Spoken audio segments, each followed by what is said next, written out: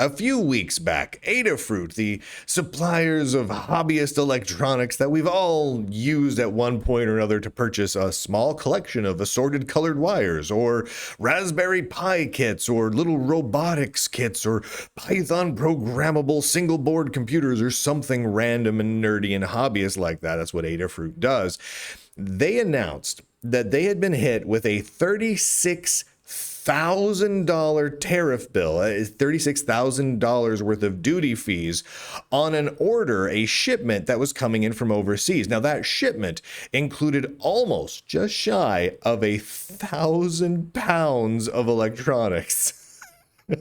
To start with, before we go any further, 1,000 pounds of electronics. I've never gotten 1,000-pound electronic shipment. I guess not myself. I guess companies I work for have, but that's a lot of electronics to come in. So they got hit by it with a $30,000 tariff bill, and this news kind of went far and wide because it was one of the first examples of electronics manufacturers and suppliers in the United States being affected by some of the changing tariffs out there. And so a lot of people were looking at that like, wow, that's a big tariff bill. So I reached out to Adafruit because I needed more details around this. Like, what was the breakdown of these tariffs? Where were the various components coming from? What is Adafruit doing about this? How does Adafruit feel about this? And I'm going to tell you straight up, I was really impressed with their response. I mean, really impressed. The CEO of Adafruit got a hold of me, and she made it very clear that she was staying non-political about the whole gosh darn thing. Really non-political. I mean, while they were publishing the details around this tariff stuff, it seems like it would have been an easy moment for people who were politically on the left, for example, to strike and be real political about it, right? A good, easy opportunity to be like, orange man bad. But they didn't. They just were like, here's the facts. Here's what we're doing. And they even said flat out that it's too early to know whether the tariffs are good or bad yet. It was amazing. It was amazingly non-political. But they responded. The CEO responded, as well as another person responded. The husband of the CEO responded. I don't know what his particular title is, but they provided me a great deal of information here, and I thought I'd walk you guys through it. This is a quote from the Adafruit CEO. The shipment that we're talking about here contained about a dozen different products. All items were not made in the USA, right? They shipped via DHL and came from outside of the country. Some of them came from other countries than China. Those weren't tariffed in this shipment. Those non-Chinese components were tariffed in the shipment at 10 to 17%.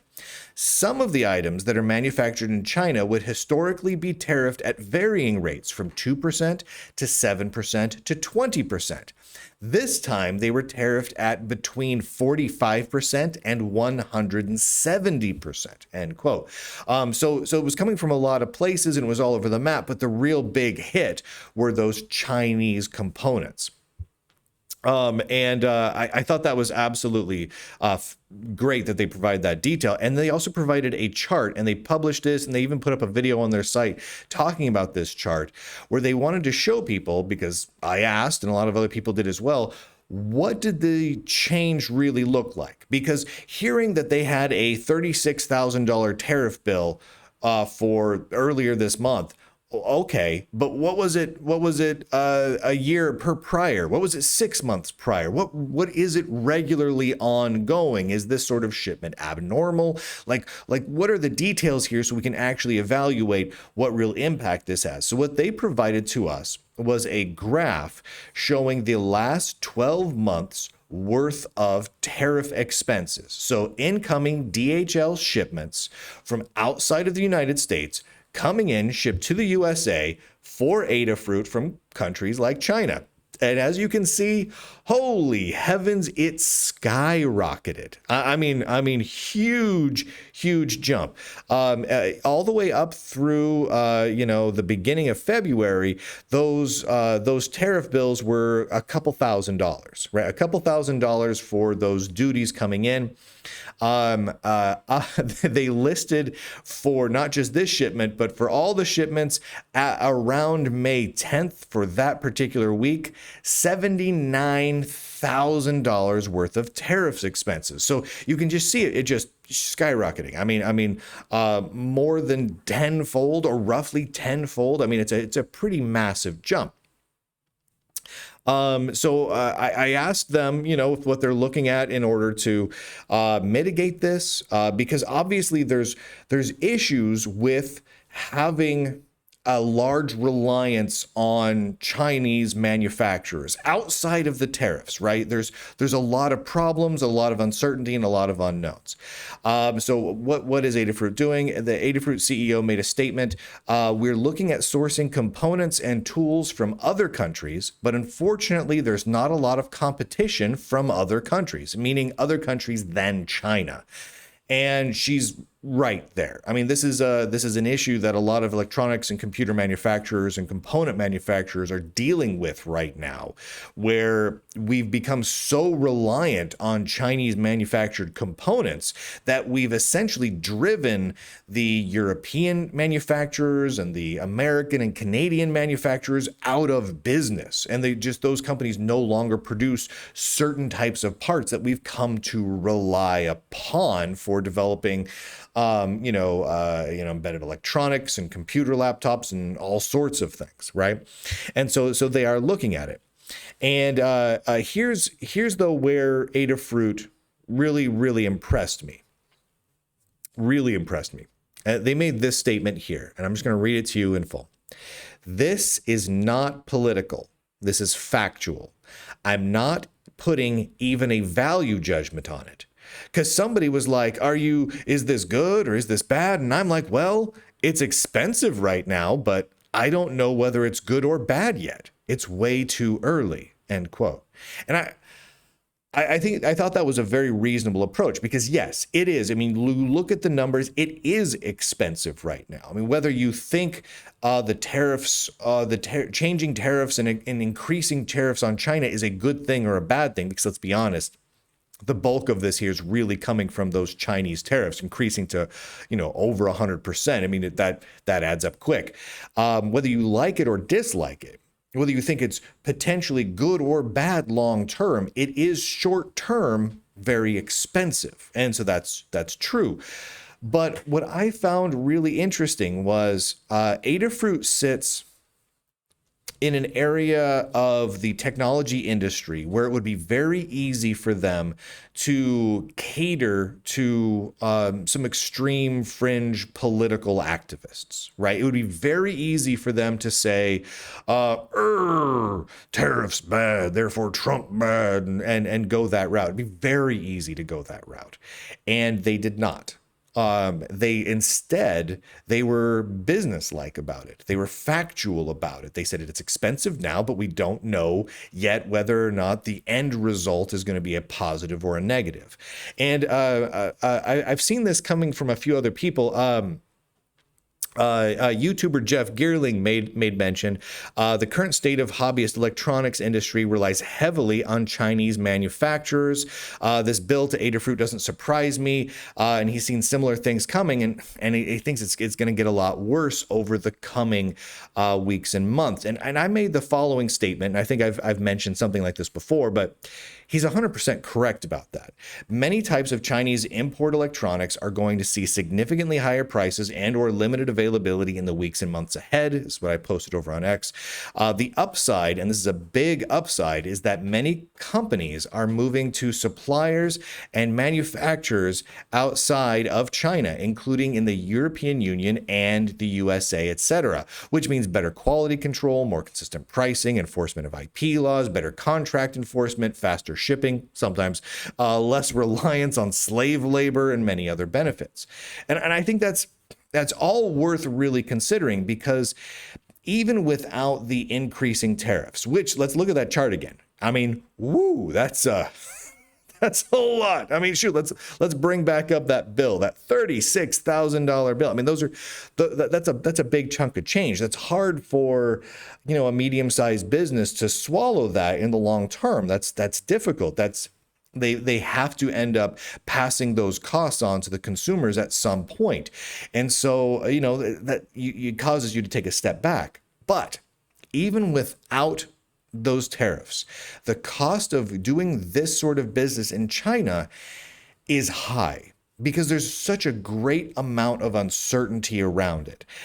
You have uncertainty around quality control, which is not insignificant. I mean, shoot, I've relayed stories before where I've worked for electronics manufacturers and we got shipments coming in from China and stuff would be just hot glued together and just an absolute mess. And when we tried to fix it, well, even if the company was willing to fix it, which they usually were not, we'd end up having to find some way to pay to ship it all the way back to China, wait another 5 months, and then get it shipped back to us and still not have any certainty or control around the quality. I mean, there's so many uncertainties around that. There's uncertainties around some various leads and poisons inside some of the materials that gets used, the fact that slave labor is used for a great deal of this manufacturing, which is both immoral and illegal in so many ways. That's a big problem. A lot of companies don't adhere to the same copyright law and the same contract law we do because they're in China. So if we make a deal with them where we provide them with schematics, please build out this board, please make these components and these chips, well, they can just turn around and go and sell those to other people in China now and around the world. And there's really nothing you as an American company can do about that. I mean, there's a few avenues of recourse, but they're really limited and they're just not terribly effective. So enforcement of those IP laws is almost impossible. So doing that business opens you as a company up to potentially massive IP losses. And then on top of all of that, if you make a business deal with a manufacturer or supplier inside China and they don't follow through, it's not like you can take them to court in Virginia or California and have it have any actual real impact because they're in not just another country, they're in China.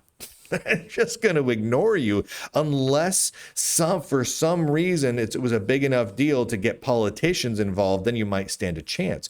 But so what I'm saying is there's so many problems with dealing with Chinese manufacturers in the current environment. The fact that they're simply what did she say? We are looking at the CEO of Adafruit. We are looking at sourcing components and tools from other countries, but unfortunately, there's not a lot of competition from non-China countries. She's right. I mean, this is a problem, and so the high tariffs may be difficult in the short term, but may actually result in long-term increased quality, increased reliability, and actually overall reduced costs when you can get those same materials or same types of materials and components produced in the European Union, in Canada, in the United States, etc. So kudos again to Adafruit for being as non-political about this as you could possibly get. It would be interesting to see as this goes how the tariffs change over the coming months and how the current tariffs, whatever they end up being as they change, how they impact all the various component manufacturers, electronics manufacturers, and the like. I'm hoping that companies like Adafruit and many others manage to get more sources for their materials in non-Chinese countries for our sake, for their sake, for everyone's sake. It just is a better solution long term. Maybe a wake-up call for China because they really need to get on top of some of their IP theft issues and other problems. Anyway, that's that. Again, kudos to Adafruit, not just for staying apolitical, but for directly responding to the Lunduke Journal. quickly, I might add. They quickly got a hold of me and talked about this issue, talked about some of the other stuff they're working on. They were open, they were transparent, they were friendly, they were honest, they were factual. They did not get it all political, and they were open to talking with the Lunduke Journal directly, which massive kudos, massive kudos. Thank you to the Lunduke Journal subscribers for helping to make this sort of reporting possible. No big tech influence. No advertisements. We don't take a single penny from any tech company for any sort of sponsorship, so no one can say what the Lunduke Journal can or cannot report on, and that's because of all of you. So thank you for supporting the Lunduke Journal and all that we do. Lunduke.com, click on all the links, click on the Become a Tech Whistleblower link, because that's fun and you like doing it. And with that, ladies and gentlemen, boys and girls, nerds and nerdettes across the inner tubes, I do declare end broadcast.